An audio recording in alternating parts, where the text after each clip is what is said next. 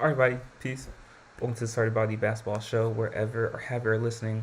We're so great to have you here with us. As you guys know, with Sean Cottle. And today, guys, I got a lot of requests from you guys asking for me to do a review for WNBA Draft Night. And I'm going to get around to doing that, but what I decided to do with this year's draft is to break it down by team as opposed to just doing an overall review. So I'll do a review for the Washington Mystics with this show, and then I'll also do a review for the Valkyrie and the Indiana Fever, and probably the Chicago Sky as well. So those will be the teams I'll be reviewing their draft performance on for this year's draft.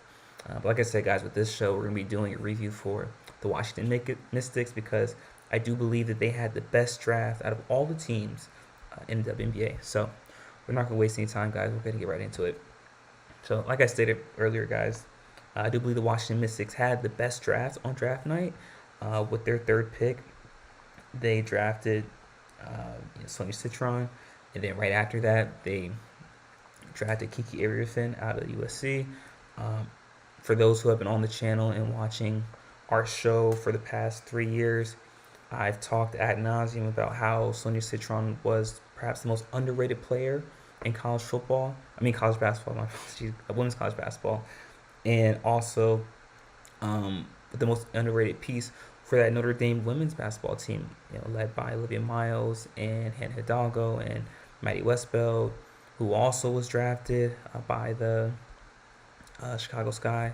Also Leah Tu King, who I believe was drafted by the LA Sparks. If I'm wrong about that one, if you guys can correct me. Speaking about Notre Dame women's basketball, I've also had a lot of you guys ask me to do a show on the quote-unquote controversy surrounding Hannah Hidalgo and Olivia Miles, a quote-unquote controversy or dispute they may be having with each other that could have potentially led to Olivia transferring out of Notre Dame. That with a couple other players who are also transferring out of Notre Dame. Listen, guys, I don't have enough information on that story to really do a show on it. But just using my context, using my brain, for lack of better words, I don't believe that there was particularly anything nefarious that was going on between Olivia and Hannah. I do think it's just a matter of Notre Dame is likely not going to be as good as they were this year. With Maddie Westbeld, like I said, leaving, and Sonia Citron leaving as well, and Leah Tu King leaving also. I believe it's just a representation of the nature of college sports right now. It's much more fluidity with player movement, and that's just something we have to get used to. Not everything has a negative purpose behind it. Sometimes things just happen the way they are. But getting back to the topic of this show, like I said, the Washington Mystics won this draft by far and ahead, best team. The team had the best draft night, my perspective. They filled up a lot of positions that they needed help with.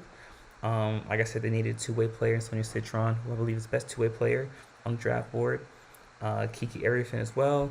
They drafted, like I said, with the number 4 pick. You could argue that Kiki was the best post player in women's college basketball this season, and you were able to see what she's capable of doing as the primary option offensively.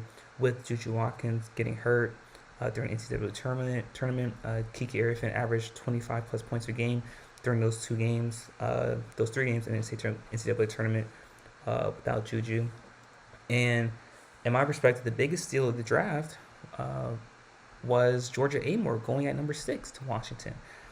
Talked about the entirety of the season, how I thought Georgia Amoore was the best point guard in women's college basketball. And the point guard position was something that Washington struggled in this last season. Especially with them losing Natasha Cloud the previous season to Phoenix.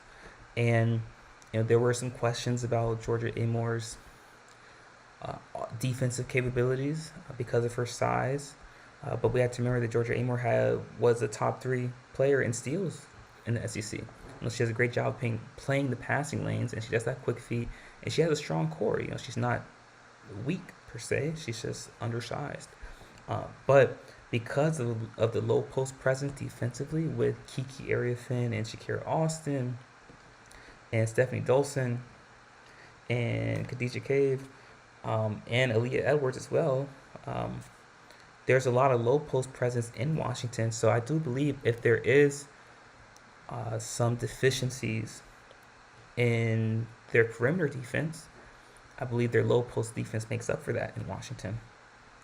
And like I said, they get also another playmaker, another player capable of creating their own shot, another player capable of shooting the ball consistently from the outside in Georgia Amore. And with the guards coming back, the only guard that got legitimate playing time and has some experience from this Washington team last year that comes back is Jay Melbourne out of the player from Australia. Um, but there's a lot of excuse me, like I said, there's a lot of low post presence, a lot of low post presence defensively and offensively for the Washington team. So I do expect Georgia Amore to get a lot of playing time this year, and I think that's only going to allow her to develop quickly. And I wouldn't be surprised if Washington tries or attempts to mold their offense in the way Kenny Brooks had their offense at Kentucky with Georgia Amore, where she's surrounded by shooters, but has a lot of height in the low post, and she's surrounded by bigs that can run the pick and roll and the handoff as well as the zoom action. And with, like I said, with Shakira Austin and Kiki Ariafin and Aaliyah Edwards. Washington also drafted Lucy Olson, another great shooter who can play off the ball out of Iowa with the 23rd pick. And another steal I thought for Washington was Zay Green with the 31st pick, the guard out of Alabama. Another player that can create her shot, is able to play off the ball, can play that 2, 3 if they need to position. But all in all, I thought this was an amazing draft for Washington, and I believe that Washington got substantially better than they did last year just with this draft. And they are a young team. This is going to be their core, though, with Aaliyah Edwards and Kiki Ariafin, Sonia Citron, and Georgia Amore. And, they finished 14-26 last year. Washington did. A couple games away from making that final playoff spot.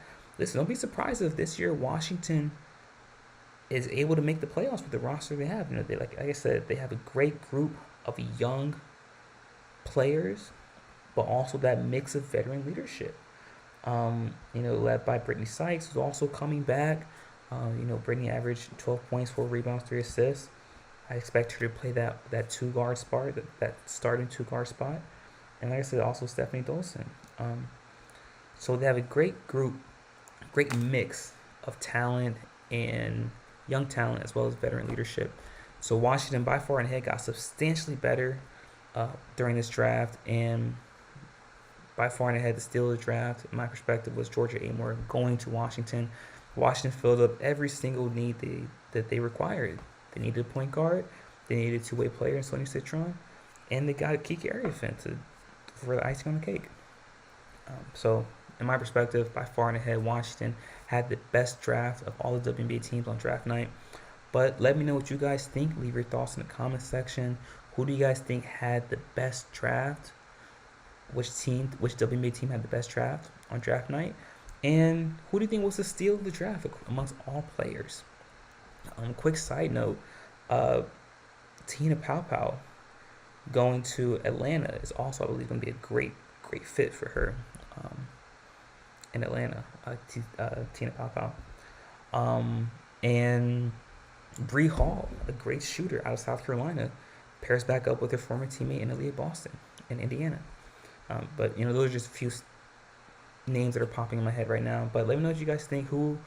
Which WNBA team won draft night in your perspective, and which player do you think will be the steal of the draft this season? Let me know what you guys think. I'm looking forward to hearing all about it. And if you haven't already, guys, be sure to hit the like button, hit the subscribe button as well, so you guys can stay up to date on all of our latest content that we post daily. And if you'd like to gain exclusive content from us over here at the Sorry to Bother You Show, you can do so by following us on patreon.com. Go to patreon.com, click on the search bar, and type in Sorry to Bother You Show. That way you can get access to all of our exclusive content that we post daily. Until then, guys, we'll be back again on Friday with another review I'll do the Chicago Sky and what I thought about their draft performance this Friday. But until then, guys, continue to stay safe, be vigilant, make smart decisions, and